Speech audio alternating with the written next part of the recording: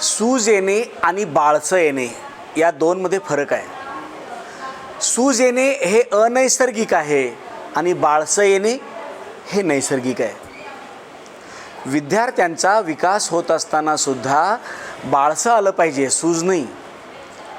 आज मार्कांची जी होड चालू आहे ना, पेपर फोडण्यापासून ते पेपर मिळवणे, मग आमची IMP, तुमची IMP, मग विद्यार्थ्यांचे चांगले मार्क, या सगळ्या गोष्टींना लेकरांवर आलेली सूज आहे, बाळसं नाही आहे. जर आपल्या लेकरांना खऱ्या अर्थानं बाळसं यावं असं वाटत असेल तर निश्चितच त्यांच्यामध्ये गुणवत्तापूर्ण संस्कार निर्माण झाले पाहिजेत.